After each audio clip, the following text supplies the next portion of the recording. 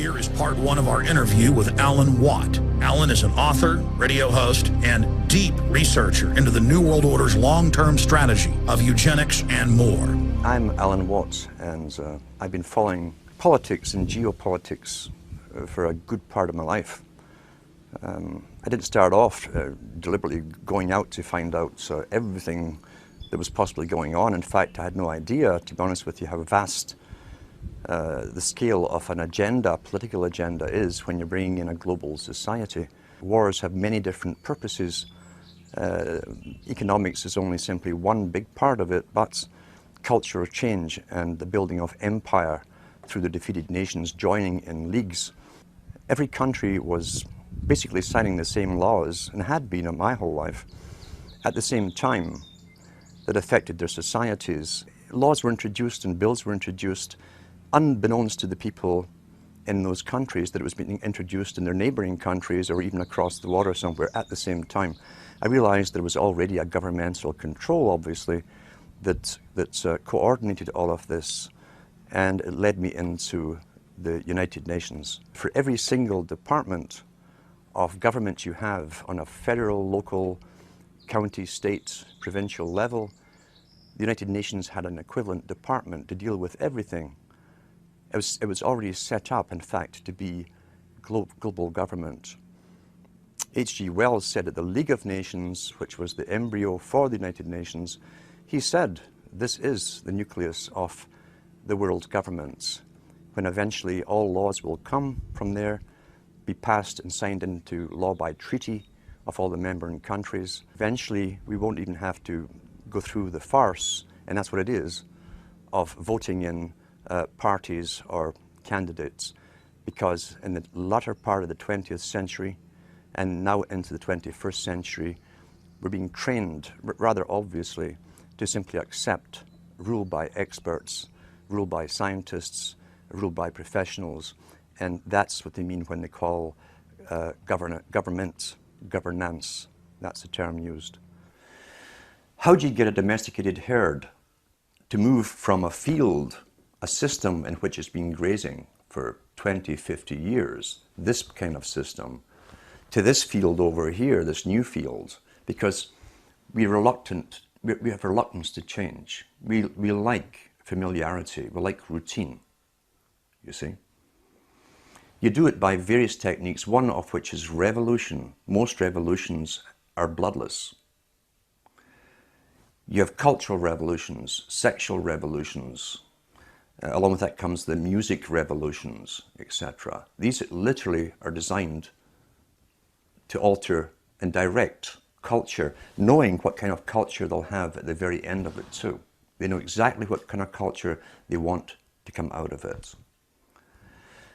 You also can do it through crisis creation. Crisis after crisis has been hit on the people of the world since 9/11 happened. And we must understand that the techniques that are used abroad are also used at home in warfare. And we heard the term shock and awe. Shock and awe on the hard force level, as they call it, is bombs, all kinds of acoustic equipment to nullify enemies, scare the hell out of them through voice to skull and so on, which was used in Gulf War I, and it's all over the British media. But you can also use shock and awe on your domestic people again. You do it by crisis after crisis until the public are so terrified. See, the average person has a sort of confidence that they build up where they think, I can manage most things that come my way. Whatever little crisis in my life, what happens to other people, I can deal with. When all those around you are getting scared at the same time as you because they're losing their jobs, they've been threatened with pandemics, terrorists everywhere, terrifying people to even get on subways, and so on. And all those around you, as I say, are also in the same boats. You tend to be more easily directed by the powers that be that come out and speak with authority and confidence over you. That's why they give you a guy like Obama, who's trained in oratory. He was trained in oratory, not in truth, but in oratory, the technique of persuasion. Shock and awe, as I say, is a technique of making a person and a whole population punch drunk And each one of those fears, you understand, the average person can handle one major crisis in their personal life, maybe two at the same time. It's understood in psychology and many, many studies that if you have maybe 3 to 4 crises hitting you personally in your life at the same time, you will literally go into an incredible depression, a reactive depression. You can't cope. That's understood. Apply that technique on a whole population. The thing is, there's not one of these crises that we're being told about that you personally can do anything about. What can you do about terrorism if it really exists all over the place? It's out of your hands, you're helpless. What can you do about a coming pandemic? It's out of your hands, you're helpless. What can you do about a nuke getting set off in New York Harbor or wherever? You can't, you're helpless. The message you're getting is that you're utterly helpless to defend, help, or save yourself.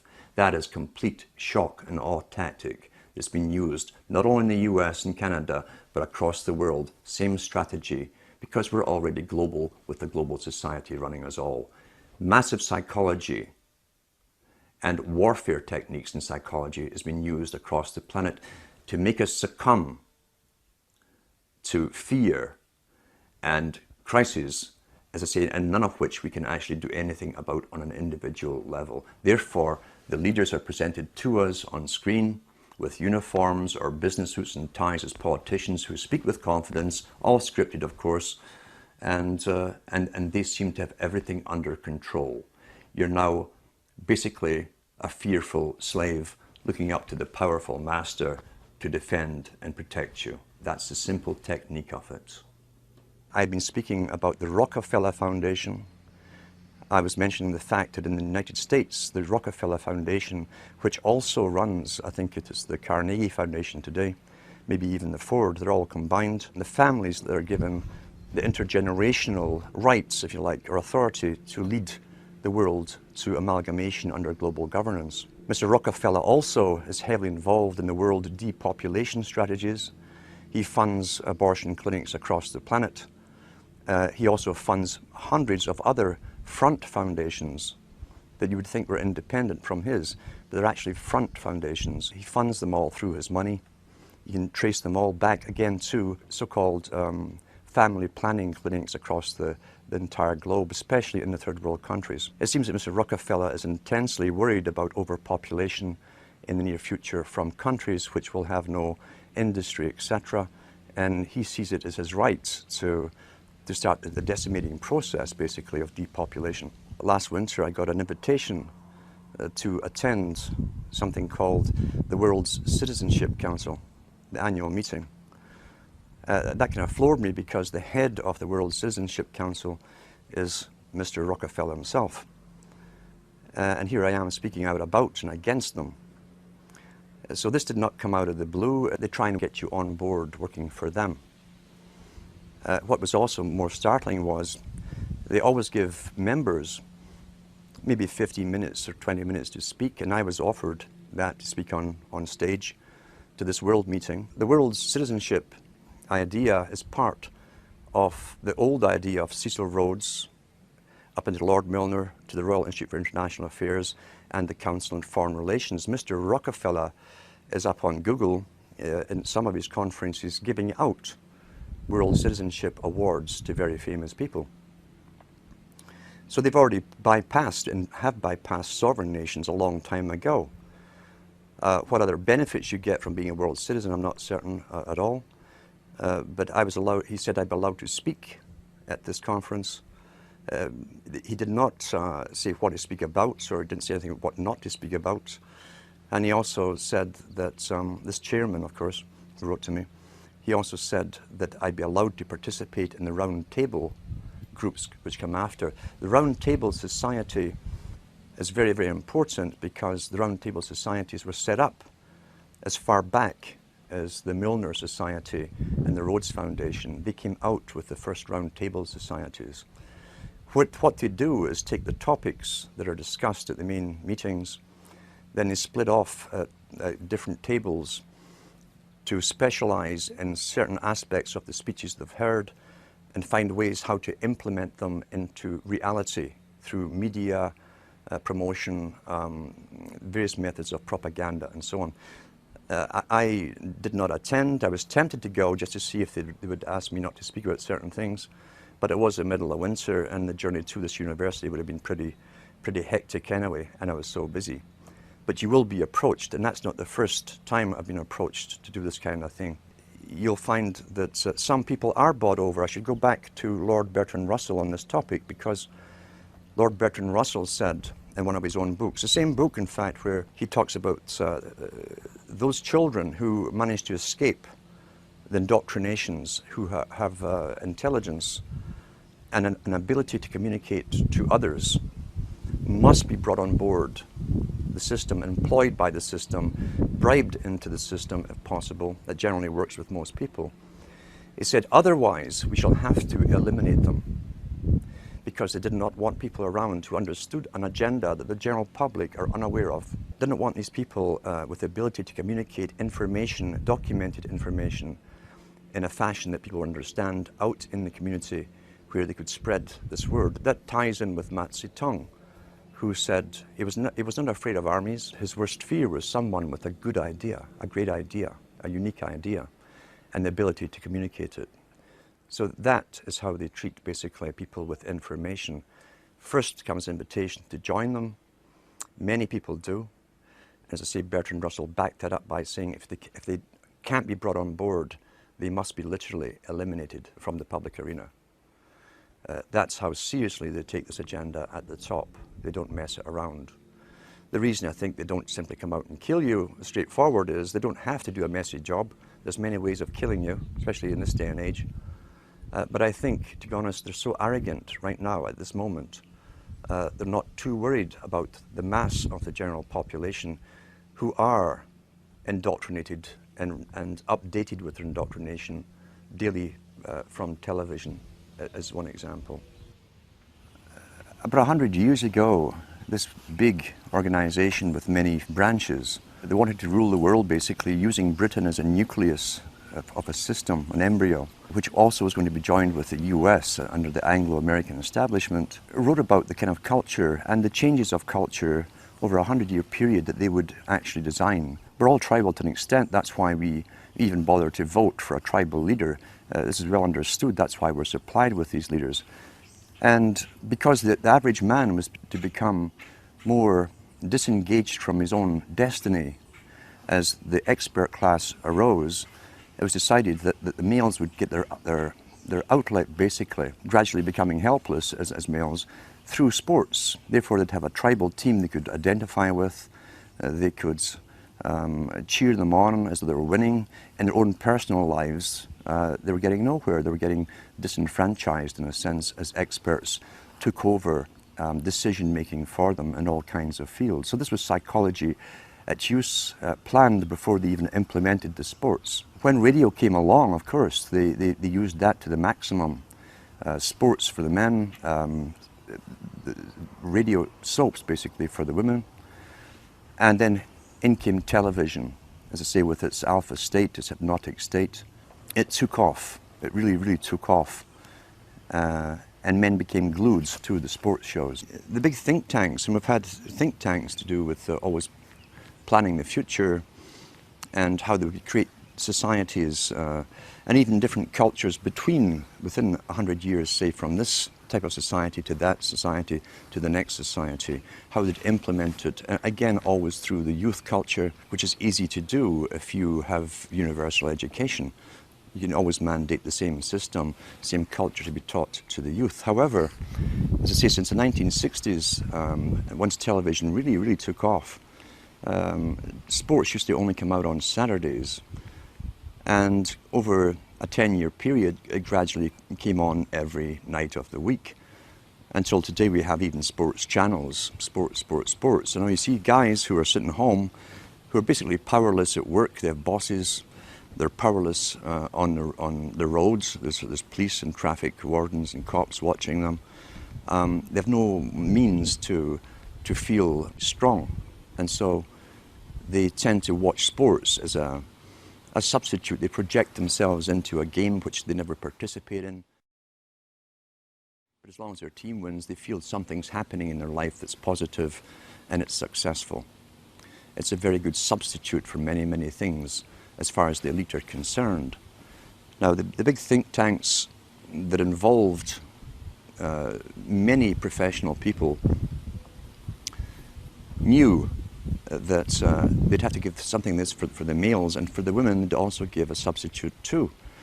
The intention being ultimately to alter society, drastically alter it so much that even the purpose, for instance, of marriage would lose any appeal. For the females, they gave them high fashion, accessible prices for high fashion clothes. They brought in, people don't realize they brought in the miniskirt back in the 1920s during Prohibition. They brought in cocaine at the same time as along with the booze to get young people in. The idea being that if you're doing something illegal, it's very naughty. Youngsters love to break the rules, get together, we're all being naughty together. And sex and booze, coupled with coke being smuggled in at that time, had its desired effects, but not quite the way it was designed to have by those that planned that culture, the Bernays types. And Bernays was heavily involved in this. So they came out, as I say, with not sex and rock and roll, but sex in a form of jazz.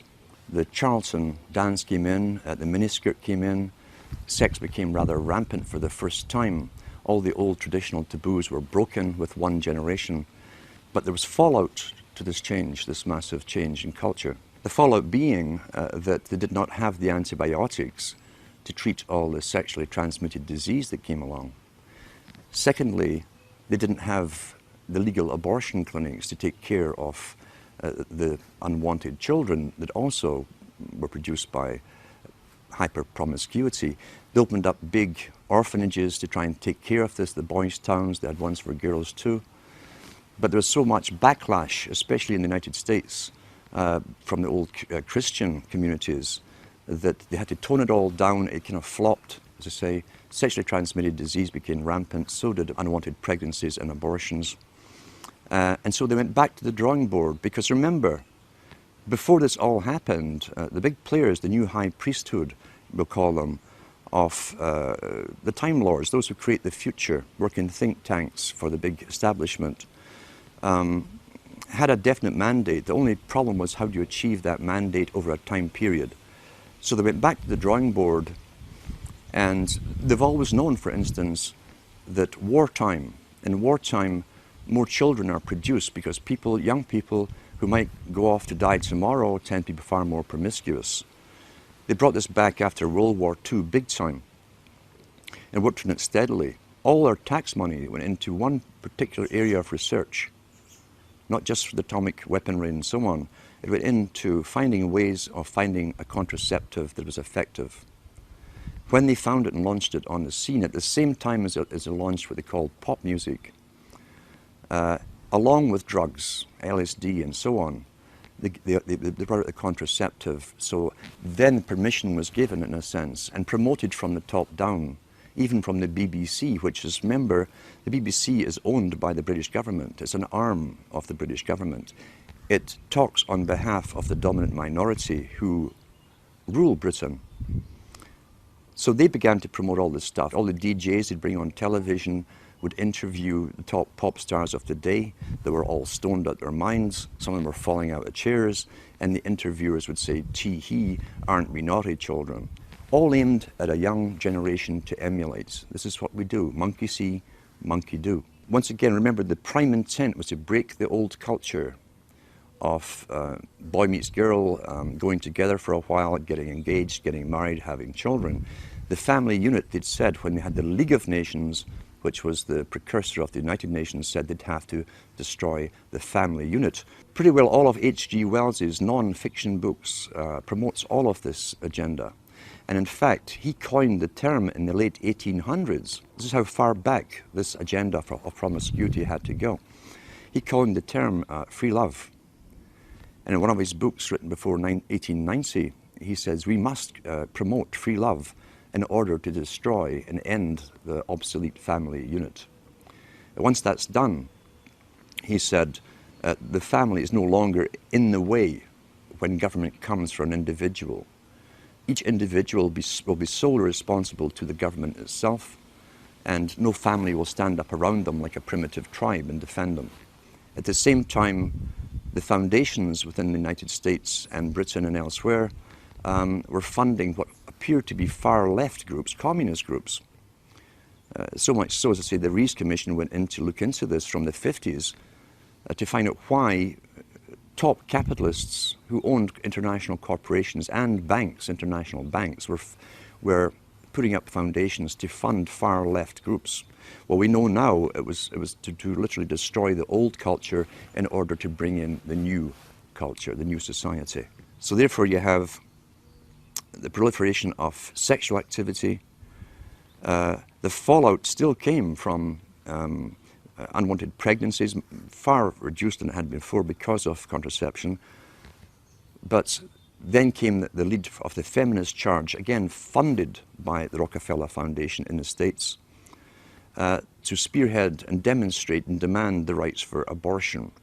If they could get the public to devalue human life, and that's in the writings of Julian Huxley. He says if we can get society to devalue human life, he says, and take humanity off its pedestal as a supreme being on the planet, then, he said, we can bring in our controlled society with a workable population. Everything works within culture towards an agenda. And as Plato said so long ago, over 2,300 years ago, he said, culture and cultural changes must be authorized from the top. If it's grassroots, truly grassroots, then it's outside of the elite's control, and ripple effects could occur, and it could spread anywhere. They couldn't control it, contain it anymore. Therefore, the major changes in culture, which Plato said came through drama and the emulation of actors, actresses, including fashions that they wore, and the music they heard, had to be strictly regulated and authorized from the top. The whole science of this, which was always a science, and understood by those in those businesses, was used to the maximum to literally drastically alter culture so radically in the 60s and 70s that they could never return to a past way of living. We tie that in with another big player, Lord Bertrand Russell, who had experimental schools under royal charter, where he could do things that anyone else would be locked up for doing. He said in his own schools, and there were mixed schools, he said that if he could encourage pre-pubertal sexuality amongst the children, encourage multiple partners from before puberty, he says the chances, because of study and observation, the chances of them ever bonding with one person for the rest of their life was pretty well obsolete, null and void, wouldn't happen. Therefore, that technique all came into play during the 60s. It was called free love. Drugs helped it along the way. And that was the beginning of what we saw as short-term relationships. Divorces became more and more common. Interestingly enough, divorces really took off not because society demanded it or it came from a need or demand from the people. Divorces took off because the Hollywood stars, and remember too, the drama industry, the entertainment industry have always said this, the people follow the stars. And they're the guiding stars in the so-called occult, you see. We tend to worship wealth and people and famous people. We want to be like them. We want to identify with them. The whole idea of divorces came out from Hollywood, with the top stars leading the charge for this. Women started to talk about it, who was getting divorced, what actress from what guy, and so on. And gradually it put the idea across to them that, well, if they're getting divorced, then maybe so should I. At the same time, the Berdays techniques were used through all kinds of magazines. At that time, 97% of all magazine publications were aimed at women. Because advertisers have said, and it's still taught in marketing schools today, women are far more easy to get to go along with something new than males are. So within all these magazines and write-ups about their famous actresses, their heroines and so on, the rich ones, the average women were reading these stories and identifying with them. They were being told that you can do anything, you can have it all, You could have a career, you can have a family, you had a home. They gave them utter lies, and they coined the term superwoman. So across the whole of Europe and the States and Canada, at the same time, always coordinated at the same time, the media entertainment industry were promoting stories of superwomen. And they'd find someone, real or imaginary, we'll never know, who supposedly was a CEO of a company, who had all these children at home, had a great husband, could manage everything and could cook great cuisine, blah, blah. And that, of course, is a fantasy. This put pressure again on most women to try and live up to the fantasy, as all advertising does. And most of the stuff we're getting is advertising, or at the very least is basic psychological manipulation. Bernays' techniques again. Remembering too that he called it the creation of a consumerist society. Well-behaved people, as long as there's money going around, they would go into the material world and they would forgo having children. That's the same thing as Charles Galton Darwin talks about. If we can encourage the woman and the male to go after the material benefits of the world, there's a slimmer chance they'll actually have children who tend to be economically burdensome.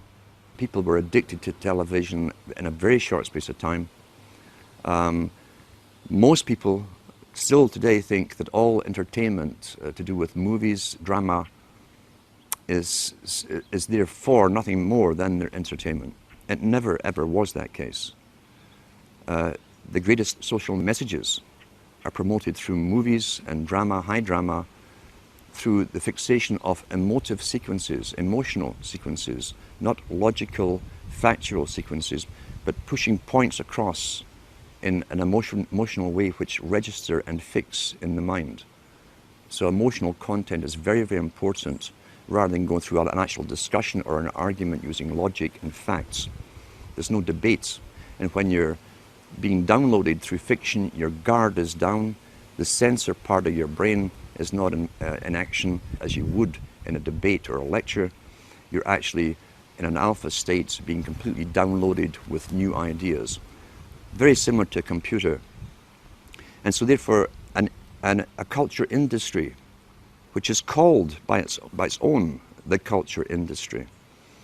The Soviet Union had a department called the culture industry. Their actors and directors were called the cultural leaders.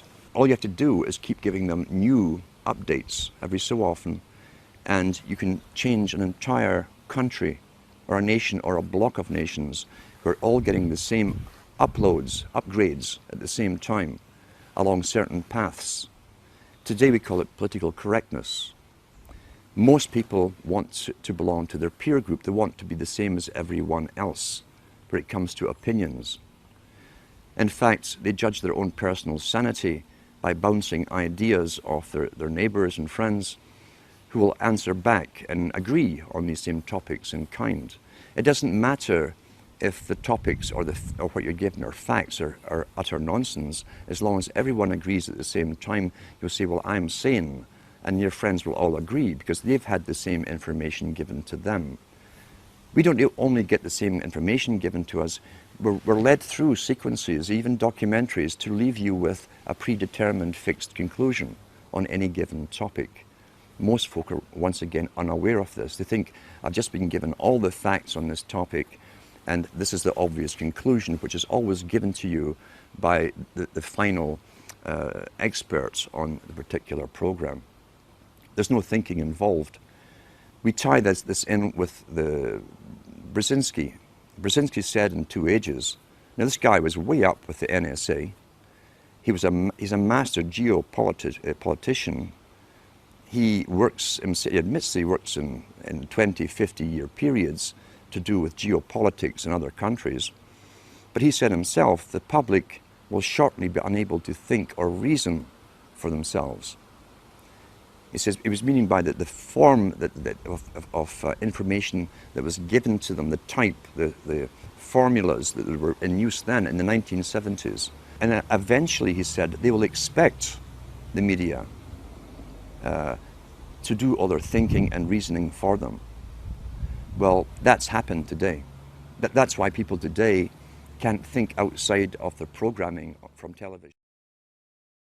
give an instance, in fact, of why TV was so important, to show you that it was so important to have it in the homes of ordinary people. Now, most countries in Europe, for instance, up into the 1950s and 60s, and I'll give an example, is Britain. The working class people did not have credit cards. You could not get a credit card. You couldn't get a bank loan without collateral to put something up against it. So therefore you were at pretty well a fixed income. There was no extra cash outside of rent, food and so on, clothes for the children, essentials. There was no extras for luxuries. There was no credit given to them. Yet the British government, just like the Chinese government did 2 years ago, made it a mandate that every household in Britain must get a television set. And what they did, they made one exception out of all the things that the people could need, really needed. They made one exception. They allowed credit companies to come into being. They could go round the houses every week and collect half a crown or 5 shillings or whatever it was and pay off a used television set. The British government made a deal with the United States of America to buy in used televisions which were then reconditioned to be sold to the working class all across Britain. As I say, they wanted a TV in every home. Now, since when is government interested in how happy you are at home? You know, there's another reason for this. And sure enough, the working classes all got these DER. DER was the company that brought them all into Britain. And the guys came around every weekend collecting their half crown, 5 shillings. And suddenly and I can remember where I was, it was one of the last areas really to get television, a real working class area. I can remember this high being taken by my parents to the local park on a weekend and passing dozens and dozens and dozens of other couples on the way with their toddlers as well. When he got to the park, which was a valley, there were over maybe 1,000, 1,500 couples along the grass in the valley. And that's where everything was discussed. Local politics, national politics, labor unions to do with their mining and so on. And everyone mingled with everyone else, old school friends and so on.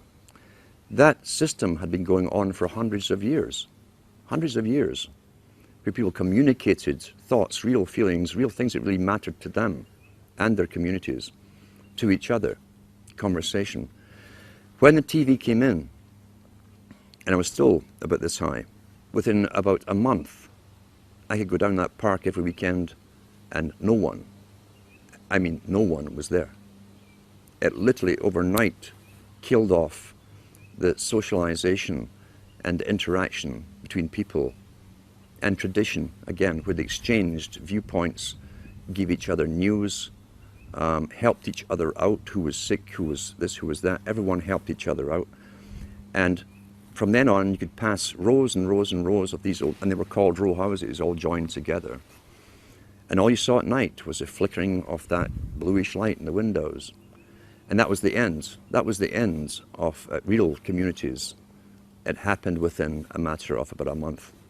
The flicker rate on the television is very, very important. It was timed to be so many cycles per second, and it actually just meets with the brain patterns for an alpha state. When our brain sees it through our eyes, we start to adopt that flicker rate in our mind, and we go into a deep alpha state. Watch children and watch their mouths. They drop open. They won't hear their parents talking. They're hypnotized, in fact. Why would they give that particular flicker rate when they could have chosen of a whole variety of flicker rates? It wasn't an essential thing to have. So it was done for a purpose. It was meant to be hypnotic. It was meant to be used as a tool of propaganda and indoctrination, even through the guise of entertainment and so on. It also was to create a new society because they were the avant-garde, as I say, leading the sexual revolution through drama, through little documentaries, fiction, non-fiction, all combined. Once again, back to Plato. The audience see what they see. you understand that it's even worked out towards different age groups. There's something on for everybody's age group. Each age group is actually being updated as well, even the elderly ones, into new ways of thinking or seeing things. But the target mainly was for youngsters.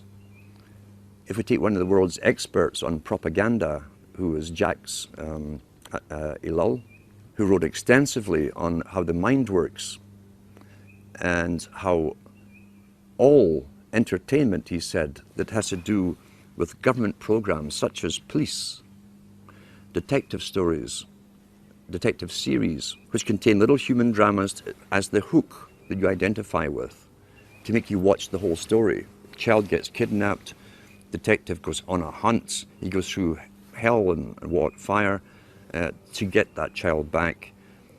You identify with the hero if you're a male, you'll identify with the heroine if you're female. And that's the hook to get you to watch them. But what he said was, all dramas to do with police, or even the military in movies, are pure propaganda. Pure propaganda. The human story is just the bait to make you watch through it, to get you to identify with it. Because once again, there's always a message left somewhere in the movie. It might even be a message that's against your own morality. It could be where the cop, for instance, does sleep with this beautiful woman while his wife was at home, and it's all part of the story, and even tell you why he did this. He was feeling down that day, blah, blah, blah. And so you've just again altered your viewpoints on how you yourself might behave in that situation. And that sometimes that kind of thing can be justified. That's how you're downloaded through entertainment. It's there to alter and direct and always upgrade into another step of the direction that the entire culture for someone else's purpose. Let's talk about the effects of the alpha state first of all.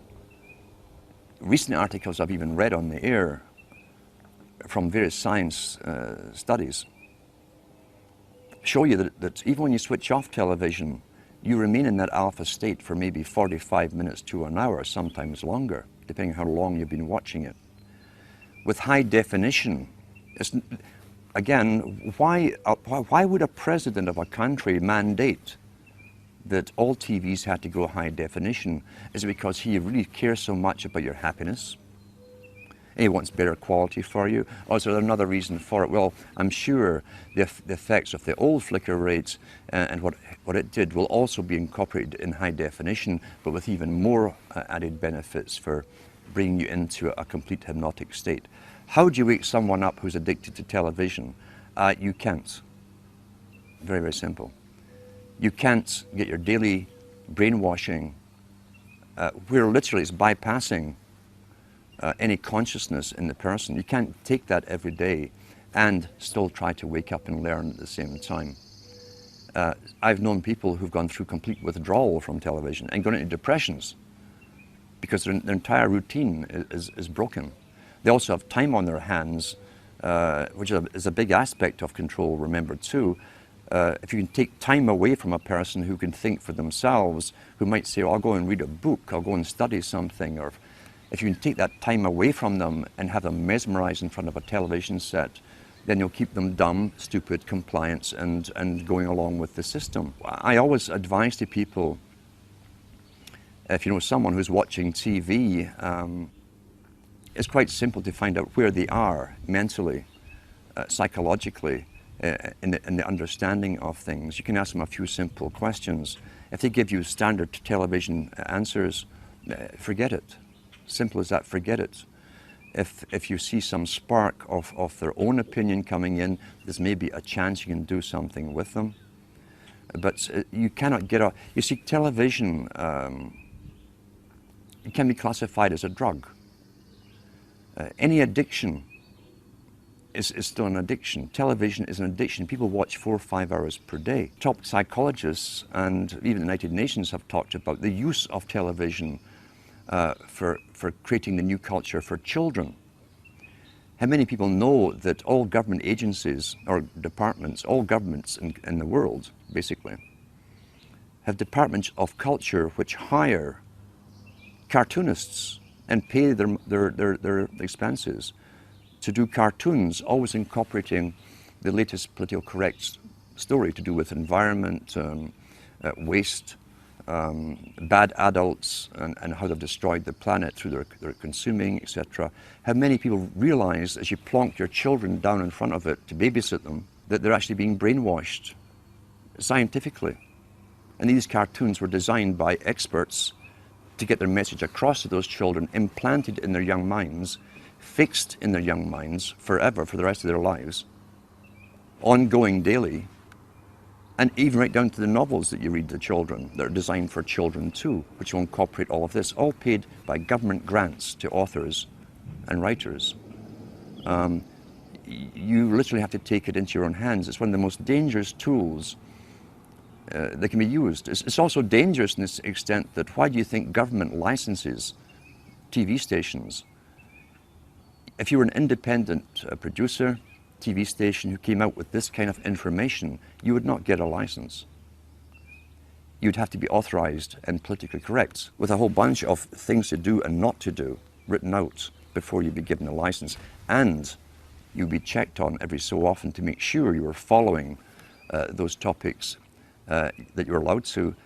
If you want to advise people on television, and you can do this with yourself, how to train yourself, how to watch television. If you never get involved, you understand a storyline, you watch a movie, but don't get involved in, as I say, there's always a thread or a hook for you to follow, a plot, whatever, the chase. The guy always ends up with the beautiful woman at the end after going through hell to rescue a child or whatever it happens to be or save the world. If you can stop yourself from getting lost in the emotional part of it and study the movie as you're watching it, you'll learn the techniques that have been implanted in the movie itself. That's a great way to learn. If you can do it with yourself, you can also show other people how to do this, to actually study everything as it's been presented to you. And eventually what you'll find is that when you're watching even documentaries, you'll see how the documentaries themselves are shaped to give you the opinions, often very strong opinions, without giving you specific facts or giving you distorted facts, etc. Learn how to critically analyze and think as you're watching. And if you can show others this technique, a good example is sit down with someone who regularly watches a good movie, one that you've previously watched, and then point out all the politically correct little inserted words, slogans, phrases that have been put in there, and show them how it's been done. That way it can actually be fun to study television and write down all the different things that they've missed, but it's all implanted subconsciously in their mind, because those implants, those subconscious implants, will become their opinions, and they will never know how they arrived at them. They won't remember it's from this particular documentary, this particular movie, or whatever. So that can also be fun. That's a positive side of it. You can train anyone to do this. With the internet, the first person to mention it that I know of, at least to the public, was again this master, Brzezinski, in his book Between Two Ages. In the early 70s, he said, shortly a system will be given to the public of mass communication, which will cause a revolution, the revolutionary thing to change society. But he also mentioned and hinted at the fact that there would be regulation behind it. He mentioned too that those who brought it in would never lose control, the main control over the internet, because after all, knowledge is power. Knowledge has always been power. That's why all down through the ages, the real machinations of government are never told to the public. Real power comes from understanding and having all the facts on any particular topic. So therefore, the internet was to be given to the general public with other intentions. Initially, it was to get them all into it. Now, what did the elite want to achieve? What was their point of view? They wanted people to become so used to the internet they couldn't do without it. Now we see businesses really can't do without it. They can't imagine going back to pencil and paper and taking inventory and all this kind of stuff.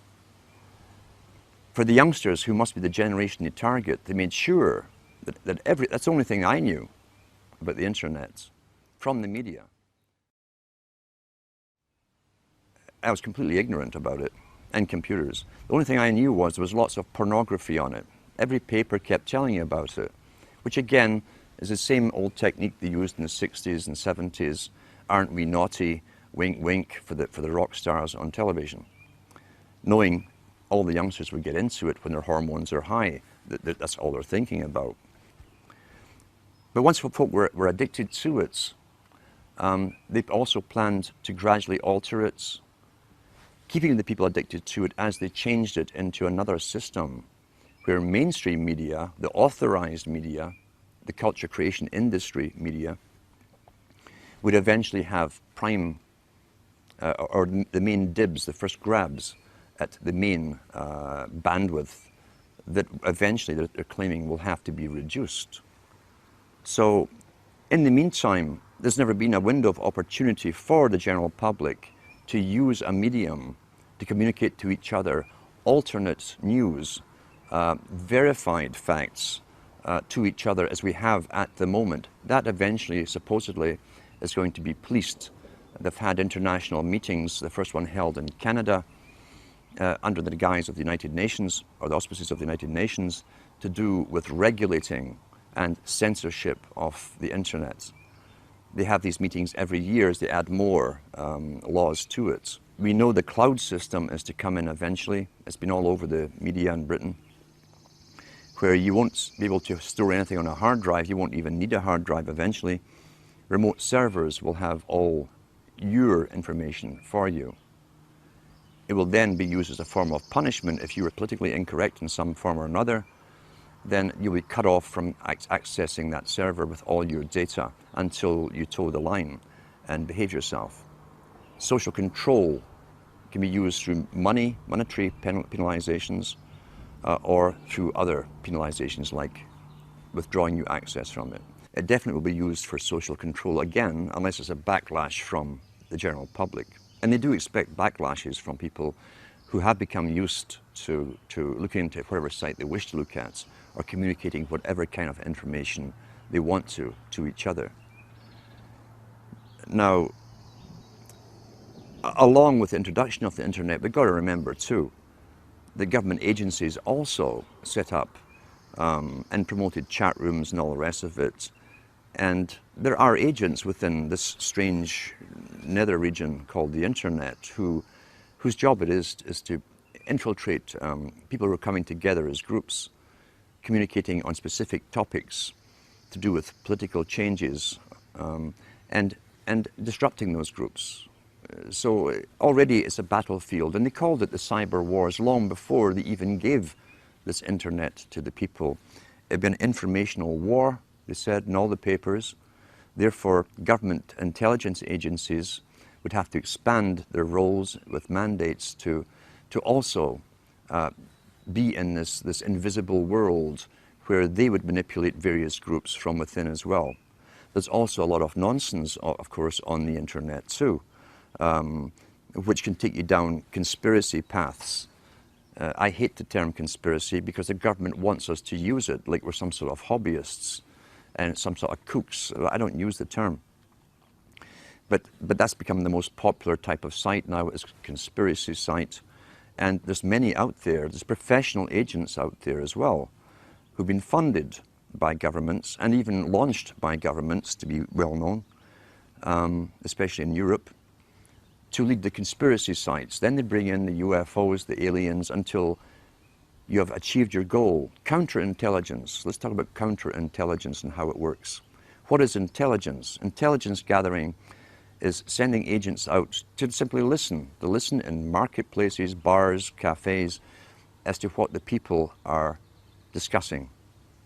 Lawrence of Arabia, in his own book, 7 Pillars of Wisdom, was trained as an agent. He was trained in Arabic languages. He was given lots of money, he and 11 other people, trained from Cambridge, and sent over to the Arabic countries to start up Arabic newspapers.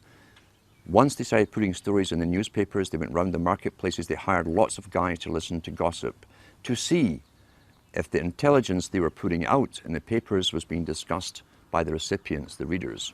That's basic intelligence gathering. What is counterintelligence? Counterintelligence, from a government's perspective, is taking information and data that could be crucially, it could be bad for the ruling regime, and finding ways to counter that knowledge, counter it. What you do, standard-wise, if you can't defame the person who's bringing out a truth or kill them, is to bring out your own heroes. Launch them well, finance them well into the same area, saying the same stuff that others are talking about. It's called intelligence, giving out facts. And once they have the following, then they start bringing in aliens and UFOs, and they bring in the New Age, the whole New Age religion into it. Spirituality is the big term they're using today.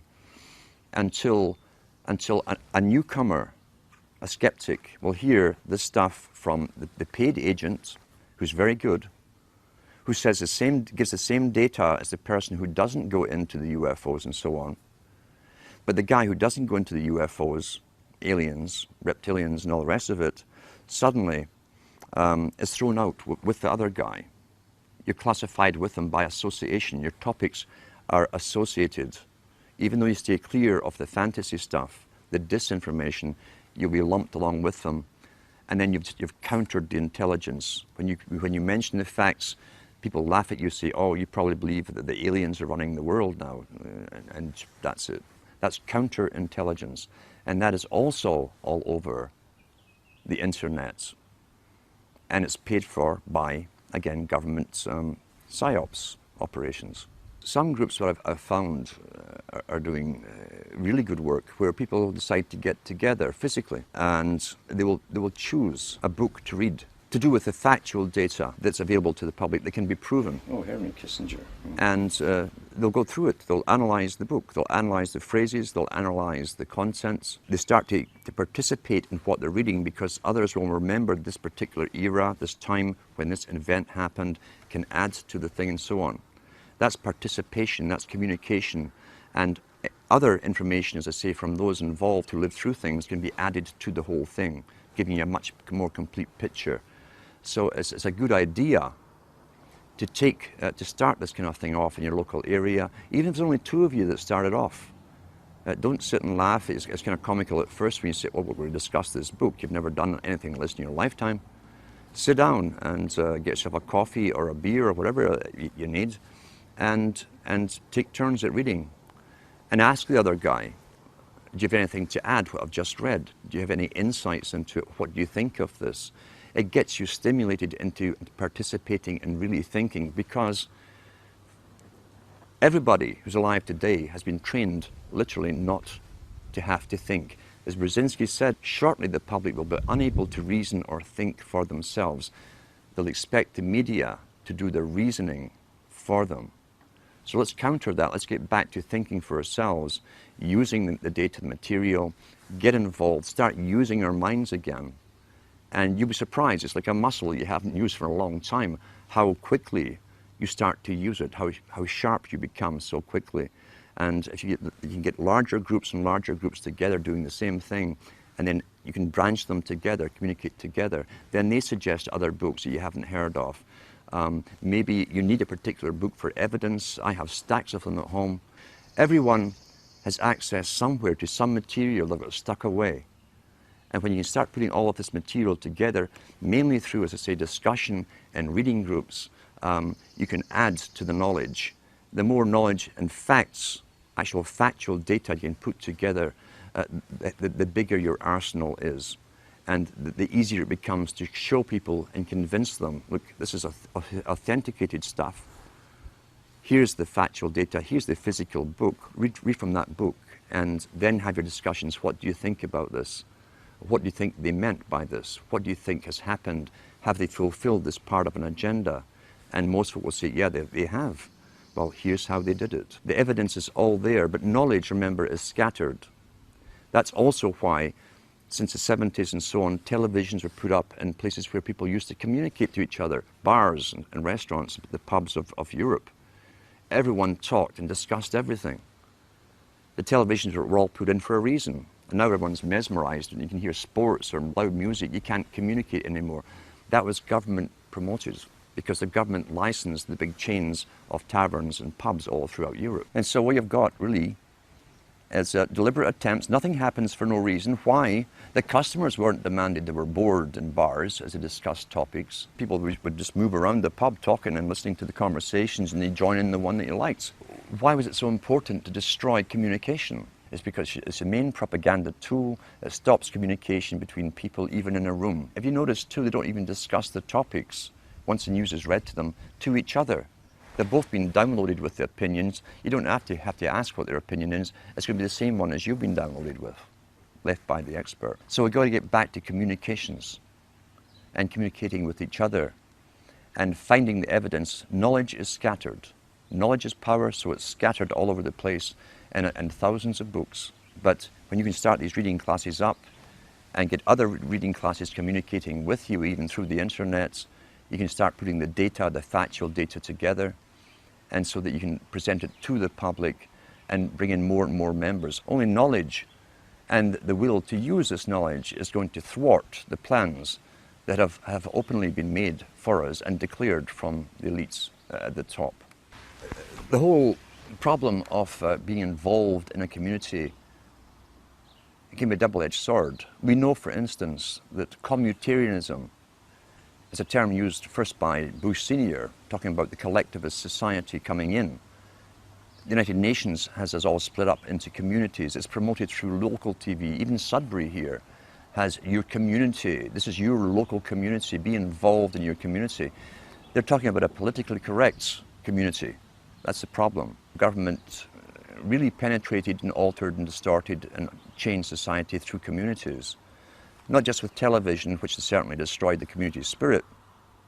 The intent of governments, and this is how abusers work too. Abusers work with the same technique because they want power over a victim. The abuser will come in and take care initially of problems of the abused.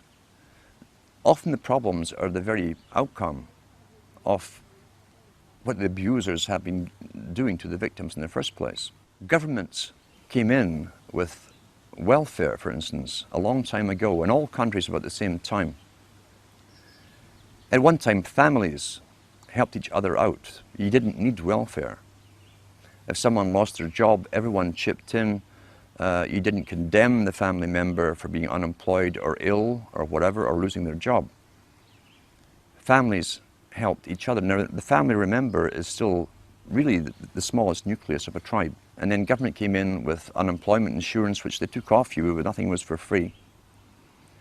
And gradually over time, when people became unemployed or even sick for a while and couldn't work, I heard people even say to their own relatives, well, go to welfare, that's what they're for. There are social agencies to deal with this. Until today, we're in a sad state where even close relatives won't help each other out. They expect the government, the abuser, the government is the abuser. They expect the government to take care of all financial problems for the unfortunate victims. And they stop helping each other out. We've got to start reclaiming the rights to, and you can do it personally with people you know, to help other people out and start countering the government's mandate. Because the government's mandate is for control over the victims, not to help the victims. Those who fall under that particular level into the welfare state have their lives run by government agencies and social workers.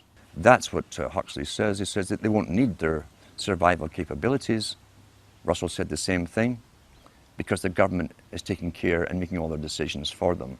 In order to help you, it's really to take you over and have you obeying them and their system. That's what you're up against, a planned war strategy, making them dependent upon government services, not their family units, not their brothers and sisters, their fathers or mothers, but on the state itself. We've got to counter that and become involved again in the lives of those around us and have our own true communities. It doesn't matter if there's only 5 of you in a community, even if you live in a town or a city, That's your own little community where you all have something in common. What it really is gaining knowledge for your own and others' self-preservation and survival into the future.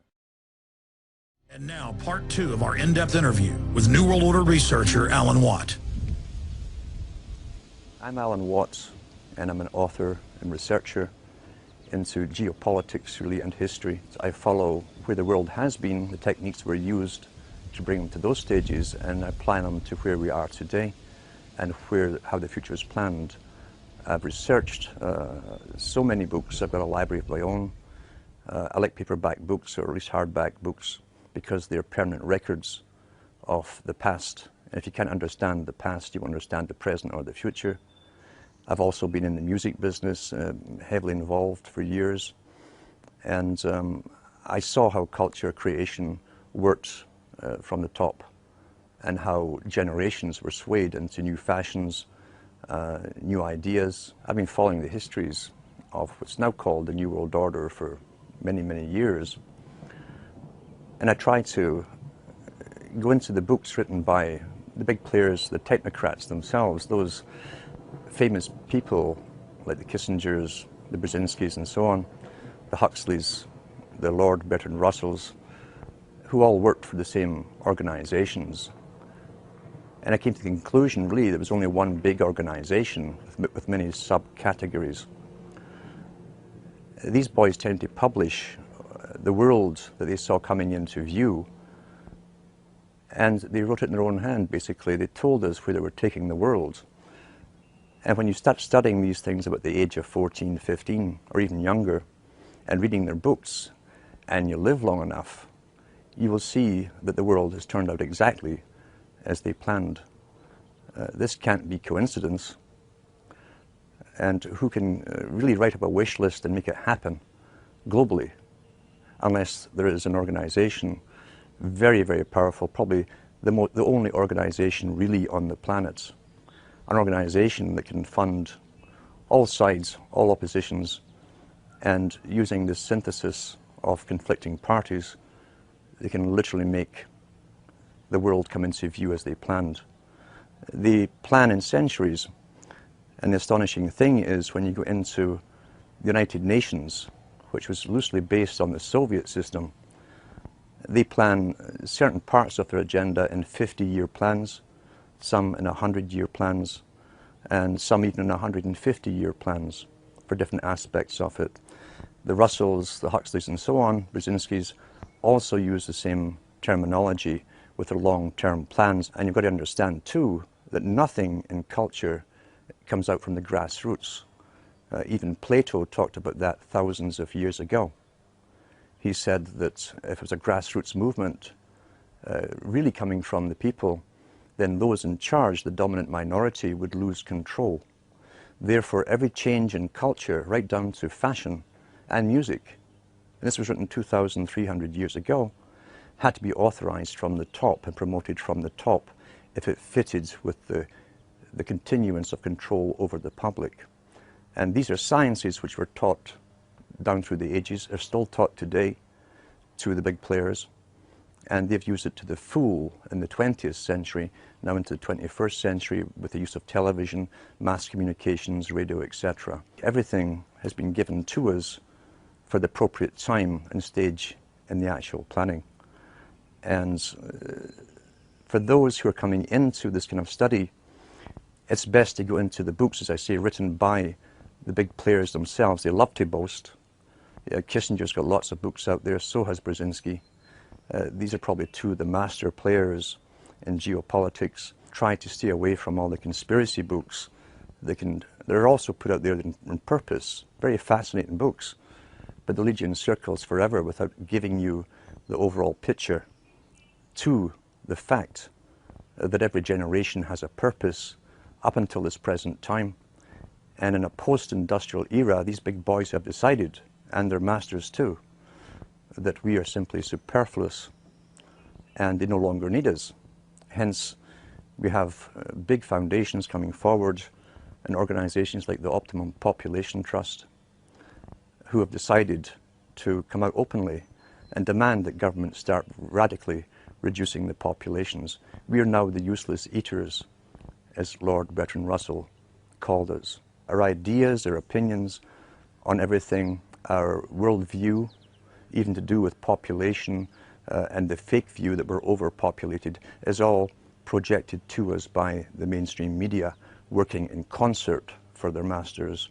And we begin to parrot what we hear through repetition, and that's so important, is repetition with slogans and catchphrases. And once you hear it happening in your own local group, your milieu, then you know it's working. And the camera can make anything appear to be true. You'll see that in India, for instance, they always use the same streets of Bombay to make you think that you're massively overcrowded, and that's the impression people think of the entire Indian continent. The Indian continent is huge, with thousands and thousands of miles of forest where no one lives. It's the same in Africa too. China, being the model state for the world, for instance, put into effect the United Nations policy to the extreme with its population reduction and the movement of people off of the rural areas into cities. They started that years ago. Right now, they're in the process of moving 200 million more people off into the major cities, and that's the major newspapers. The cities appear to be crowded because everyone's being moved into them. In the Western world, since the 1950s, again under the term of urban sprawl and stopping urban sprawl, the Western countries also signed agreements to do no more building in the outskirts and of the major cities. All existing buildings have to be used or else knocked down, replaced with even higher ones. But regardless, with the immigration and the free flow of people now from third world countries, the Western countries appear to be overcrowded. And yet the UN's own statistics show, and sort of the national census show, that the Europeans, for instance, Canadians and Americans who have been here for a couple of hundred years are actually in decline. So the overpopulation problem is simply an image projected by the media as more and more people are crammed into the same cities and they bring more immigrants in to fill them. But I also realized the system of schooling when I was going to school was bogus. The histories were bogus, and I was very, very lucky to have access to very old libraries, town libraries. Some of them had reference books going back into the 1700s, written at the time. When you compared the histories I was being taught in school to the histories that were written at the time, they were completely different. You had a deeper understanding of how geopolitics had been used in the past to even populate the country of Canada. London couldn't get immigrants to go off into the new colonies. What they did for Australia was to create so many laws that you couldn't help but break them, and poverty, and therefore stealing a loaf of bread to feed you or your family would get you deported to Australia with your family. That's how they populated Australia, crime. They created the laws for crime. With Scotland, they had a rebellion, which could have been rigged, and I often think it was, and the whole of Scotland was punished. And they deported millions of the Scots off to the Americas to populate the Americas. This is geopolitics in action. That's how it works. And whole peoples are often moved from their land because the elite masters want them elsewhere to be productive for themselves, the masters. When you look at the strategy for the US and Canada, again, long-term strategy, long-term planning, you'll find that the big corporations of their day, the Hudson's Bay companies, the Fraser companies, were given charters to own the land before Canada was Canada or US was the US. They were simply called the Americas. These were private international corporations that had the power of life and death over everyone who lived within their areas. The Queen or the King had a consulate in every country, Lieutenant General or Governor General, they call them. We still have one in Canada today who represents the Queen. They have all the powers over life and death of subjects under that governor. How they stopped rebellion in the past was to give us an idea of what they called democracy. They knew from the Chartist movement in Britain, for instance, and elsewhere, other countries, people were demanding rights for the first time. And so once again, they gave us champions to speak on our behalf, which calmed the people down, thinking for the first time in history, the people were involved in their own destiny creation. And nothing was further from the truth. Because the planners knew that once you bring people into a country or a continent, create real wealth for them and get businesses going, clear the land, drain the swamps, and so on, they can take it all away from you through laws 200 years down the road. And that's what's happening now. Long-term geopolitics once more. And if you think I'm kidding about this, go into the history books written at the time. They're still there in some of the libraries. And you can also go into the art of geopolitics. There's even videos on YouTube on Brzezinski boasting about how he set up the Taliban in Afghanistan. You'll see him encourage them to fight the Soviets at that time in the 1970s. And he actually says, yours is a holy war.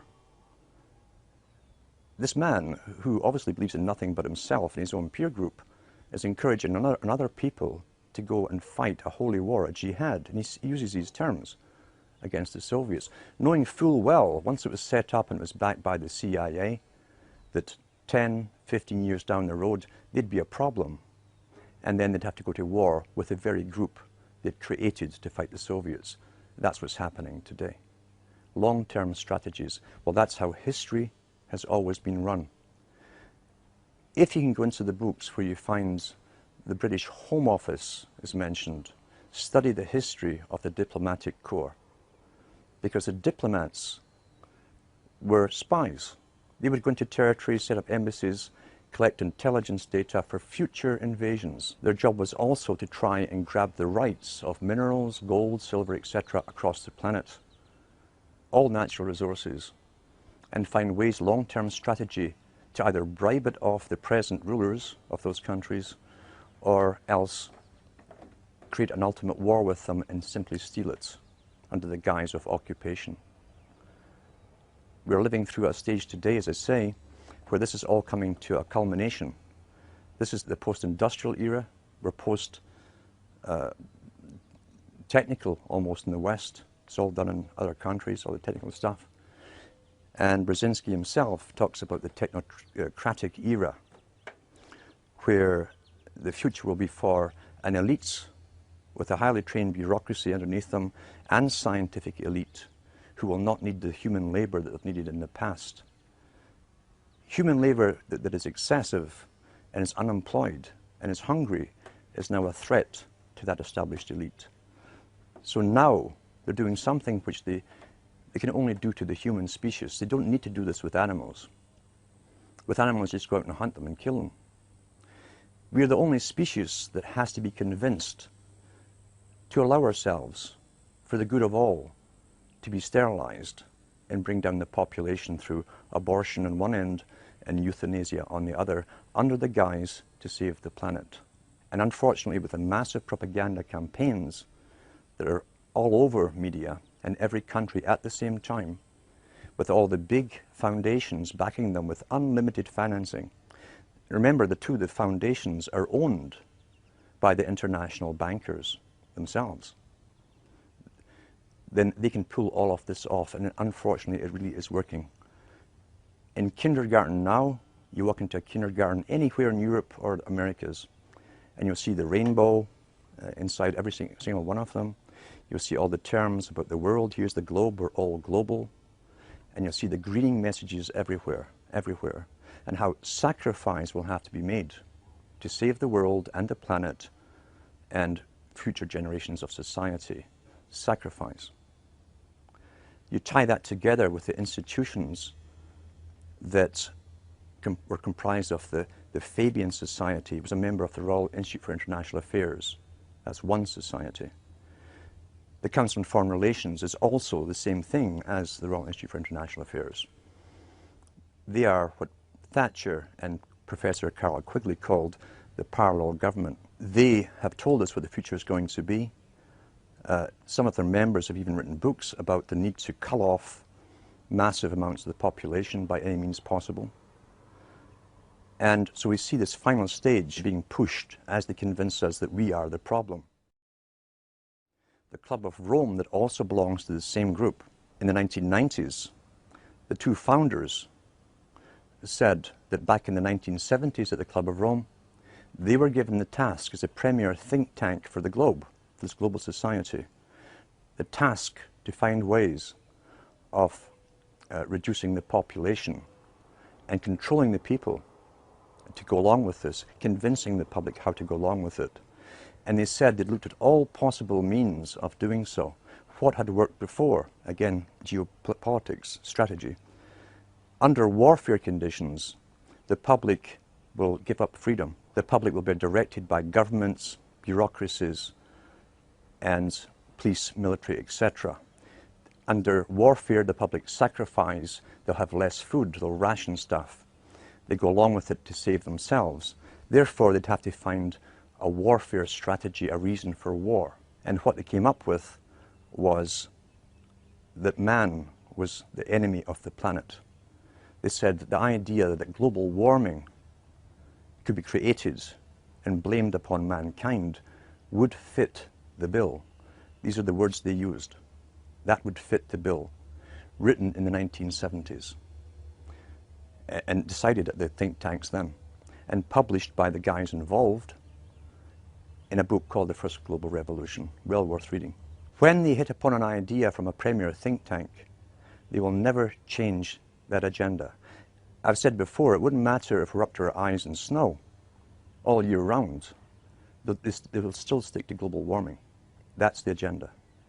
Now, of course, they've changed it slightly to climate change, which simply means changes in the weather. And they're in the process now of convincing the general public to be afraid of summer, for instance. It's all done through the alteration and distortion of perceptions. Massive psychology is used on all of this. And they certainly understand mass psychology of the general public. These boys don't simply announce things or make up a wish list of the future and send it up the chimney to Santa Claus. When they come up with an idea, they implement it. I've followed the United Nations Department of Statistics as they announce every single year the sperm count of the Western male, which has been falling drastically since the 1950s. They say that it's down by about 75–85%. Now, when something like that's happened across the whole of Europe and the Americas in 50 years, and they suddenly started noticing it 50 years ago, sudden onset, and there's no crisis made about it.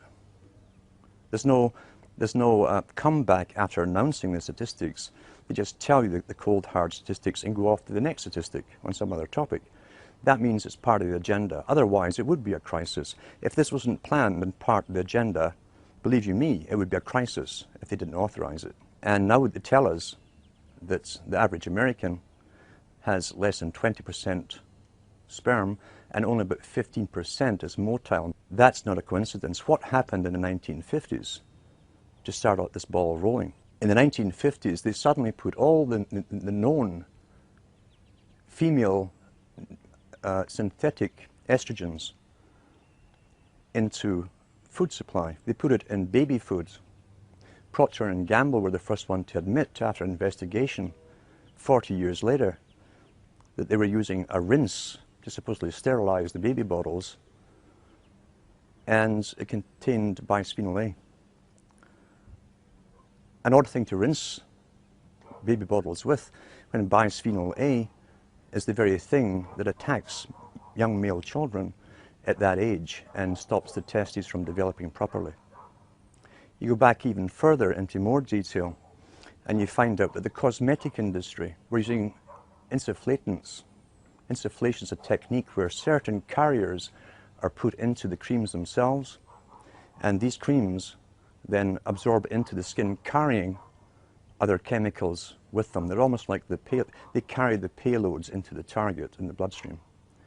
We find that the women were highly toxic with the artificial bisphenol A and other ingredients, and therefore within the first 8 to 12 weeks of pregnancy with a male child, there's a very good chance that male would grow up to be either almost completely sterile or, as I say, maybe have some motile sperm.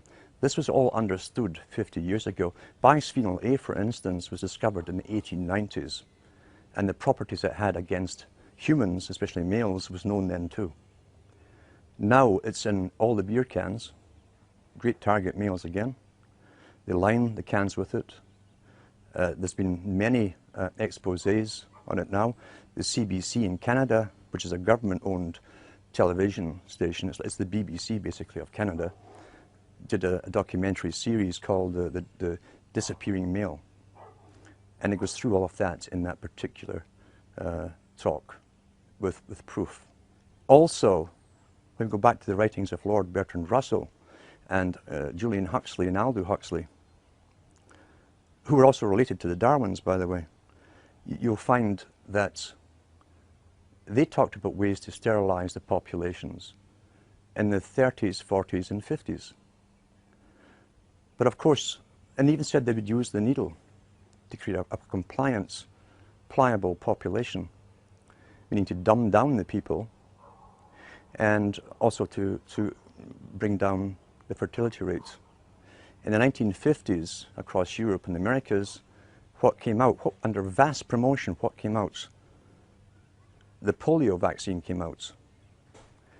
That was the first one ever to come out through a mass fear campaign, a massive fear campaign.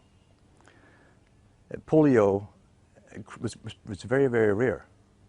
Yet if you go back to the old PATH, black and white newsreels that they showed all over the world at the time, they showed you the same one boy in the iron lung, and that terrified the whole world. How many polio cases was actually there? Was it really polio? We do know that from those first shots, those injections, the generation that got them all ended up with carrying 100 simian viruses, live simian viruses in the shot. And simian 40 only had one function according to the maker, the discoverer of the vaccine, and that was to cause cancer. And I also have a copy of the discussion with this particular man and his staff admitting that. They knew that at the time. What they said was they thought that the risks outweighed the bad benefits that might come along down the road. That was their excuse.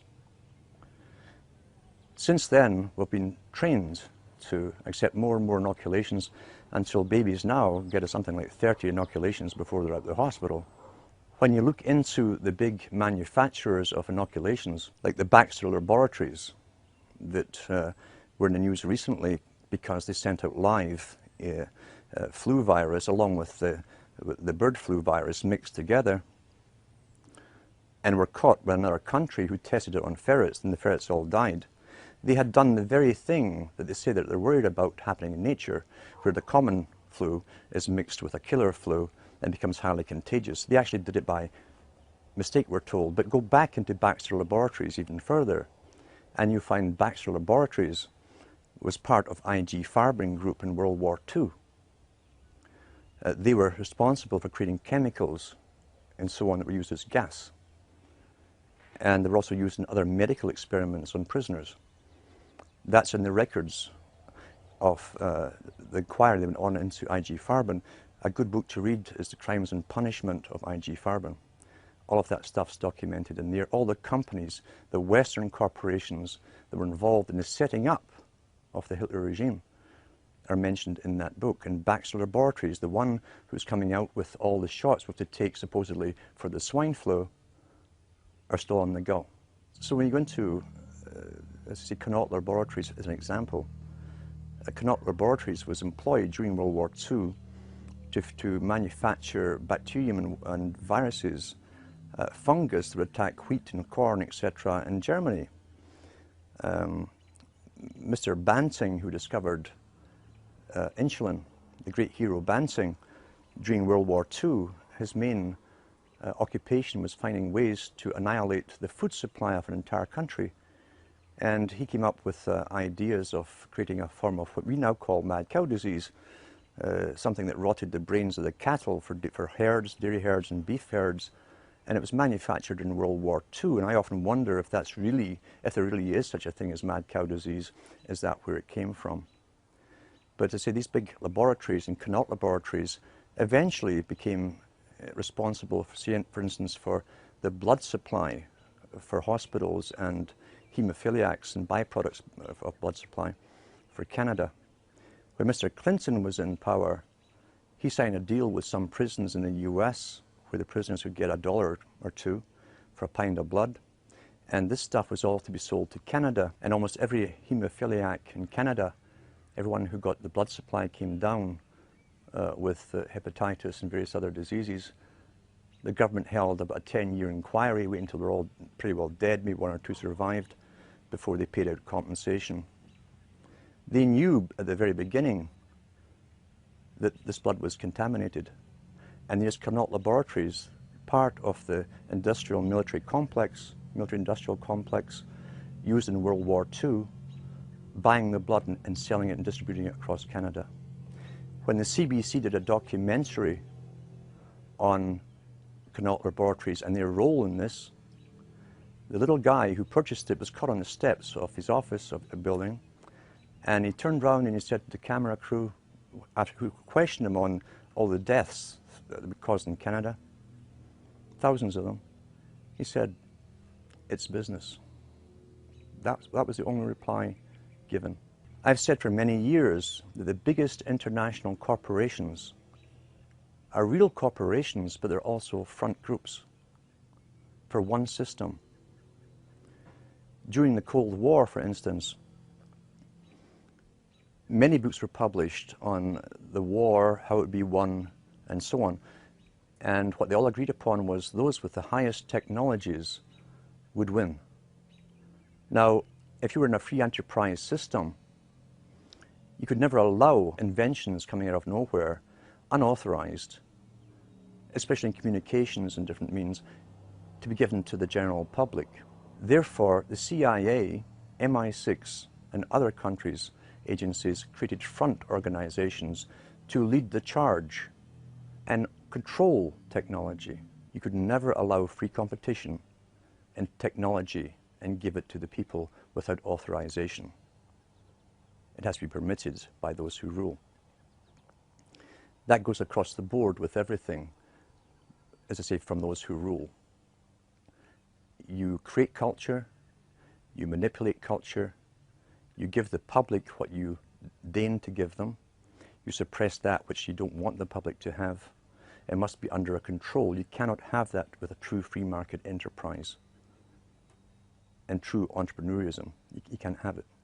Therefore, you put up the front companies. They're real companies. They will really manufacture stuff, but it's what's been authorized. And guys at the top, CIA, MI6, fund them and run them.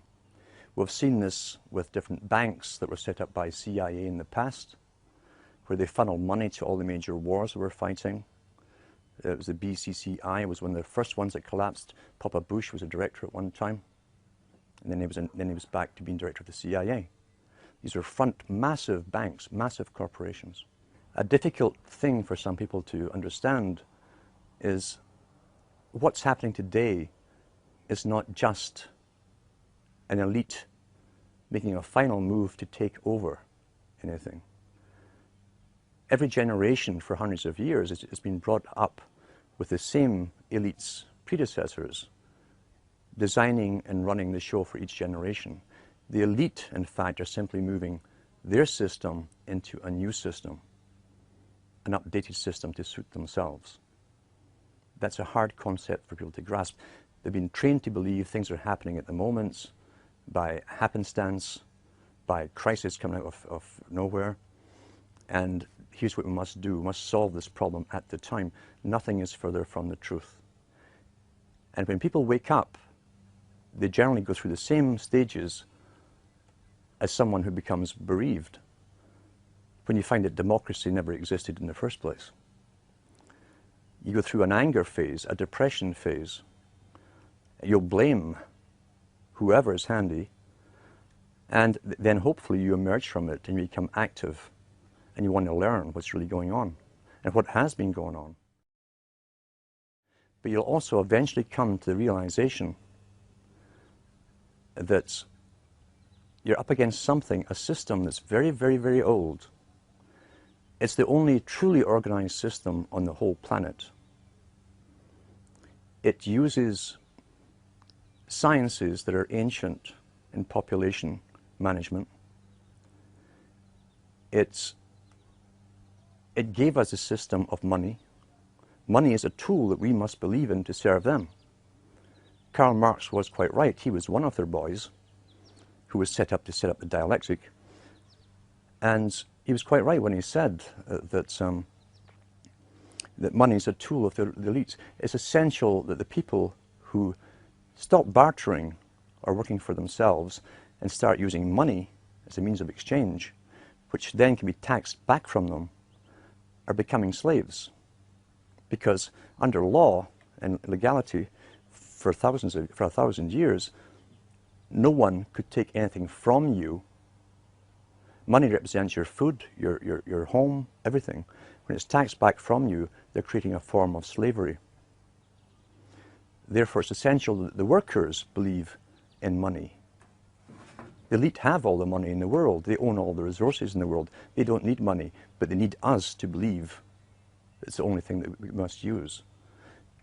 Today, the power of the purse, as they call it at the top, is being used to the maximum to tax almost everything back from the people that they earn. You tie that in with Charles Galton Darwin in his book, The Next Million Years, where he lays out the next few thousand years up to 1,000,000 years for the elite and all the changes that will happen. The grandson of Charles Darwin, who again was related to the Huxleys and many others. And he said, we are in the process, in the 1950s he said this in his own book, we are in the process of creating, he says, slavery has always existed in one form or another. There's different ways to have slavery. You can either get a bunch of henchmen, force a tribe into obeying you and being your slaves. That's a lot of force. But you have to feed them, etc. Or you can allow them to keep so much of their earnings for themselves to maintain themselves and take off all the rest to supply the elite and the structure of the system over them. But he says we are now in the process of creating a more sophisticated form of slavery. In other words, the general public who would drift into the system and it would become natural for them would never twig on that they were actually slaves. You tie that in with the institutions that the Huxleys and the Darwins belong to. The Royal Institute for International Affairs, which has branches in every country in the world, they set up the United Nations. They said in their own writings, from the earliest times to the present, the world they're bringing in is to be a world where everyone who is born, or would be allowed to be born, would be born to serve the state. That would be their sole function. That's if they had a job for you to fulfill or a need for you. But it's a more sophisticated form of slavery. And we're going through it today. These families have been at this for at least centuries, and I think much, much longer. Why is it that the Rothschilds come onto the scene as a revolutionary family? Why is it they suddenly could take over 5 countries with 5 sons, create central banks, or take the central banks over that already existed? And why is it that right to the present time they're in the forefront of world politics? Why is that? Why doesn't a generation of the Rothschild go off in some other direction or lose interest? You're dealing here with a specific religion. A religion and a cause, a purpose. You will only find this kind of fanatical intergenerational devotion to an agenda when there's some kind of religion involved in it. When did all these families crop up? With the banks. We find that when the Rosicrucian court was created at Queen Elizabeth I's court, and that's open history today, John Dee, Francis Bacon, Francis Drake, all these boys, were a member of the Rosicrucians. It also broke out in France and Germany at the same time, and they even announced their presence by billboards all across Paris.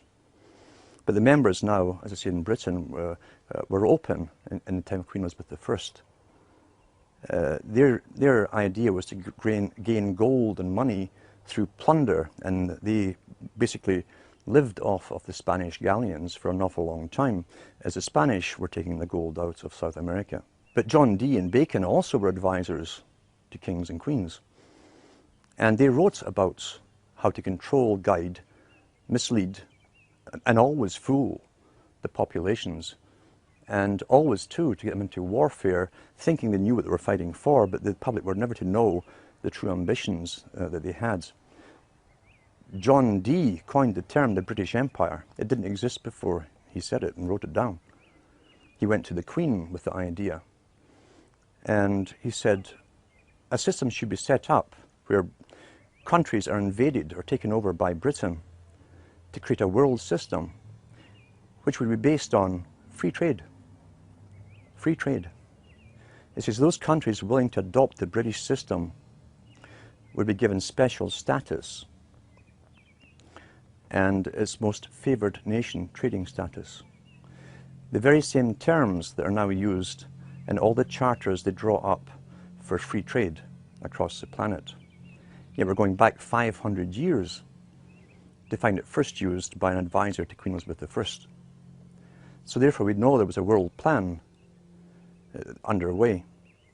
We also know that Kipling, for instance, who worked for the British Raj in India, wrote many books, and was a very, very high Freemason, was sent over to the US, where he spoke to the US Senate,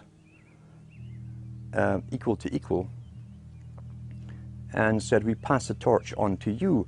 America was then to take over the financial cost of conducting this world war, basically, to take over a world into a global system. I'm Alan Watt, and I'm a long-term researcher into the geopolitics and the psychopolitics of a world society, basically. The society that's bringing in globalism in our lifetime. In the 1950s, a book came out called The Next Million Years. And that was done by Charles Galton Darwin. Now, the Galtons, again, were another special bunch that came out to do with eugenics.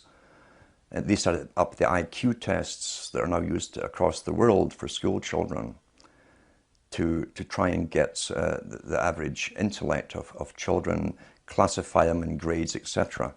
And they then intermarried with the Darwins. So Charles Galton Darwin was the grandson of Charles Darwin. He was a physicist. Again, too, what we're talking about is what Huxley said. Huxley being the end product of selective breeding to get a scientist, then so was Charles Galton Darwin. They were bred along the Platonic lines. Plato talked about it too. And they became the scientific class. Charles Galton Darwin was a top physicist in Britain, worked on atomic energy, weaponry and so on, but he also was attached to other delegations at the United Nations, had a lot of power, was well known, getting a lot of exposure on political viewpoints and social viewpoints in the media. And he came out with the book in the 50s called The Next Million Years. The Next Million Years is an astonishing book because it's an incredible boast of how an elite would literally rule the world for another million years, and how it would be done, not just could be done, but would be done. But his biggest cry throughout the whole book was that the media and educational systems would have to work so hard on the general public, even from schooling up, to get the public to go along and allow themselves to be somehow sterilized. He said that the inferiors would outbreed the superiors, and that was his greatest fear. Now, he spoke on behalf of his own establishment, his own group, so they were into eugenics. And you'll find the United States became a great laboratory for eugenical experiment. People don't really realize that. Because when many of the Albigensian descendants, the Cathar descendants, the Bogomil descendants came into the United States under the guise of Christianity, they set up their own particular eugenical experiments. The Mormons were one of them, where couples were matched up. One of the greatest experiments that's ever happened in history was the NIDA experiment, Oneida, New York, where the man who set it up was given free rein to match up men and women, not to live forever together, but only to copulate for specific offspring. Charles Darwin was involved in the experiment. The newsletter that the Oneidas set out went to also the Huxleys.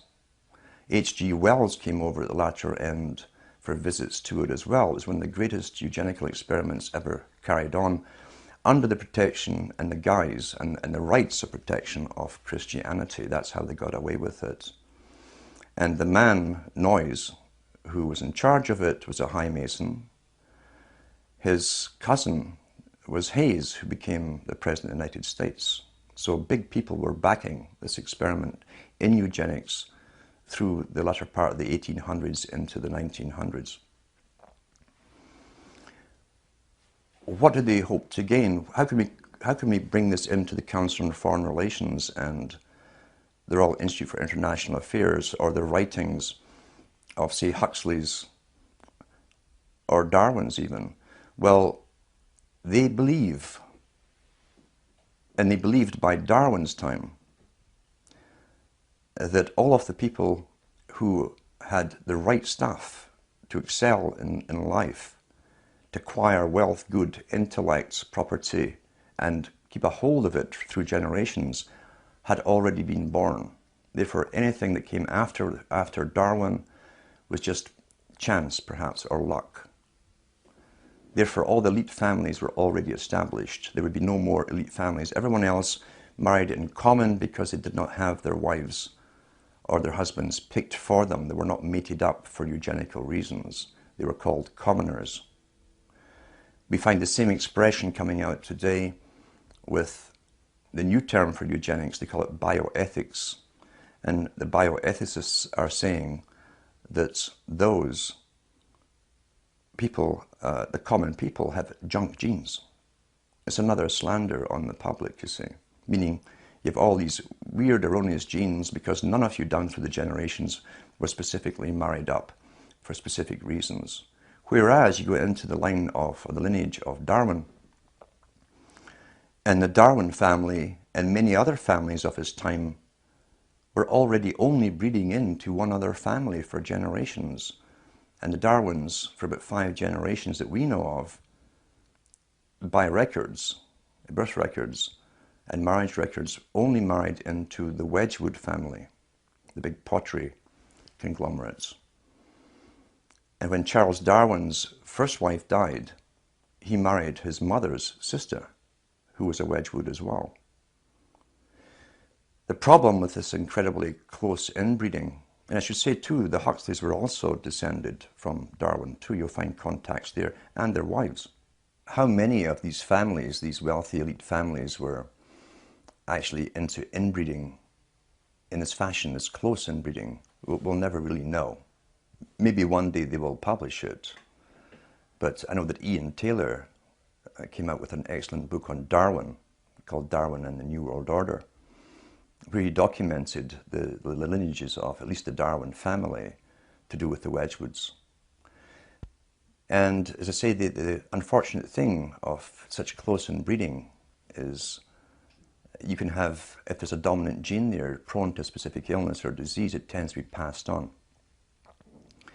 And I think that with genetic research, they hope to overcome the problems they've had with such close inbreeding for themselves.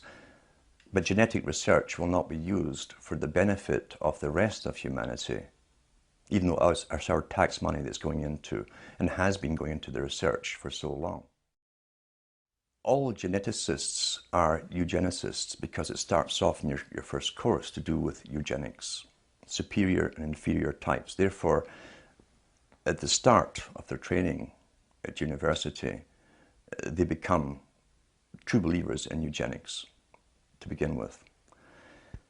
We've been told that the double helix in the genes and so on wasn't discovered until Watson came along around the 70s or so, and that they'd always suspected that there were things called genes. This was standard in all medical training for many, many, many years, but they hadn't found them. They just suspected they were there, we're told. But yet, if you go into the writings of the greatest mathematician that the Royal Society could produce, called Rutherford, he's the guy they sent off abroad to do the equations for the pyramids and so on for the Royal Society. In his own memoirs, he said that in the early 20s, he was employed on scientific research as a mathematician to work on genes. Why would you need a mathematician working on genes for something you haven't discovered yet? You can't see them unless they could see them. And I believe that's how far ahead they truly were back then. They did know the genes were there. They were working on them heavily. Because, as I say, the agenda since at least Darwin's time onwards was to create a superior type of human. They toyed with the idea of creating even a superior type of worker to serve the superior class. Someone who could be very, very healthy, bright enough to accomplish all the tasks, but not too bright to overthrow the dominant minority. That's what the utopia, or the utopic idea, is basically based upon. Some of them are so arrogant, like Julian Huxley, who was the first CEO of UNESCO, who said that UNESCO's function, by the way, the United Nations Organization for Education worldwide, was to create a standardized system of education across the world so that all children could be manipulated into the same thought patterns, belief patterns, and mentality, basically. A standardization process, a Plato's cave that would all grow up in, never knowing anything outside that cave. He was quite blatant about that. It was for social engineering purposes, not for educational purposes as such. Now, eugenics goes back, as I say, into the most ancient times. All kings and queens were mated up for their supposedly inherited traits as leaders and even as gods by the priesthoods, who kept records of the traits, the physical and mental personality traits of offspring of these unions.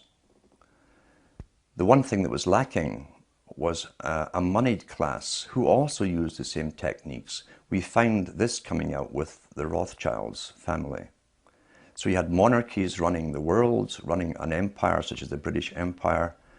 All you needed now was the moneyed system to go along with it. We find the Rothschilds worked on the same principles as monarchies. They intermarried each other to keep the same intellects, abilities, and so on going. With the Rothschilds, we find they only marry their nieces, their immediate nieces, down through the generations. We find Benjamin Franklin, very interesting man long before this, again, high Freemason. This is in his own records at the Franklin Institute. He joined the English Lodge. He joined other lodges. He became eventually the Grand Master of the Nine Sisters Lodge in France. He initiated Voltairean as a member and others. But he was also a member of the Hellfire Club in England. Benjamin Franklin talks about the carriers. He called them dollies. These are women who had selective genes. They were the products themselves of selective special breeding. And the Hellfire Club, like many Masonic, high Masonic institutions of that time, had what were loosely called, and wrongly in a sense, brothels attached to them. But it was also a cover because the special carriers, or dollies, and dollies, the term that Franklin himself coined, is still in use today. A dolly is a carrier, like something you carry luggage on or whatever. Basically, he said that those who are worthy to go on and breed with these particular women, who are of noble birth, most of them, would have the pleasure of having the offspring, knowing they had the offspring, and the offspring was guaranteed a life of high exposure in science and perhaps leadership in the world. Madame Bouvier was the one he was talking about initially at the Hellfire Club in High Wycombe, London. And Madame Bouvier's descendants still live. There's two of them in France today. And the other one was Jackie Kennedy. If you look at how politics is run, and you go into the writings of people like Lenin, for instance, Lenin said there are 1,000 directions and systems in which people could go and live under, but the public mustn't know that. He said it's important that the system that's created for them is accepted by the people, so that they think that's the only system that could possibly work. And it's true. We're contained in a system of left and rights, supposedly the have-nots against the haves, or those who own the means of production against those who don't, the workers. And that's traditional Labour versus Tory, or Conservative versus Democrat. That's how the system is run. It keeps the public contained within a system of thinking that it must be one or the other, or a middle road in between, which they push. It never occurs to the general public that society has lived in the past under many different types of systems. And as Lenin said, it's important that the public don't know that the system they're born into was designed for them, and that it could be any different. They must think it's the only natural one that could have evolved in their lifetime. Therefore, you're contained within a restriction of parties. You vote in one party when you're sick of the last one, not because you want the new one in. It's because you're sick of the last one and what they've done to you. And once they've been corrupted and gone off in different tangents in ways where they never explained during the entire elections, had nothing to do with their election promises, you vote them out and get the next party in. And so we go on forever with this left-right paradigm. Always think it's like a tennis match, really, with the public in the middle. We're the ball, and we just seem to go back and forth between left and right, left and right, left and right. Meanwhile, we're being shepherded all along in one direction, because politics is a tool of the elites to manage the public. That's all democracy, in fact, really is, a tool of the elite to contain the public, manage them, and guide them along a predetermined path that's outside of any kind of democracy. But if you take Bush, what he was sent in to do was to wait, and I believe this truly, he was to wait for 9/11 happening in 2001. 2001 happened, every country automatically went on board with the same agenda at the same time, which shows pre-planning. Bureaucracies in different governments do not work that fast. It takes years to get that kind of cooperation, that kind of synchronicity working together and synchronization. Bush's job was to bring in a totalitarian system under the guise of protecting the public, where you lose your rights, and set up the machinery, the agencies to do it, the military forces, the paramilitary forces now that the police have become, to set up the institutions for enforcement of laws. Obama comes in, takes over the institutions that are now set up, and his job is to guide you through the economic depression and use those forces against the public at the required time. That's how it works. There's a continuity as far as I'm concerned. It's not a separate regime whatsoever. The same boys who put Bush in, the bankers and all the rest of it, put Obama in, and Obama's proved his loyalty to them by literally allowing them to rape the public of all their funds, and then rewarding them by public funding and tax money to save the same bankers. He's one of their own boys, but he now has the machinery in place that Bush set up to quell the coming riots that they say are going to come, and to manage the public into a brand new system of what they call not government but governance, international governance. If you listen to Obama's speeches before he was elected, and I analysed what he actually said. He said very little. He was giving emotive speeches with no substance. He never said what he wanted to do or how he was going to do anything. It was almost like a lead up to a movie that hadn't been made yet. Emotional talk of hope, but not saying how the hope would be transformed into realities. He used the term that's been used in academia for the last few decades in the Ivy League schools and universities of the century of change. So his slogan became, and he used slogans written for him, change is good. Any idiot should ask the simple question, wait a minute, what change are you talking about? How can you be for change if you don't know what the change is going to be? It could be for your detriment. But they got the people parroting, like George Orwell said with the sheep, you know, 4 legs good, 2 legs bad. Change is good, and the people, his followers, start to repeat it, change is good.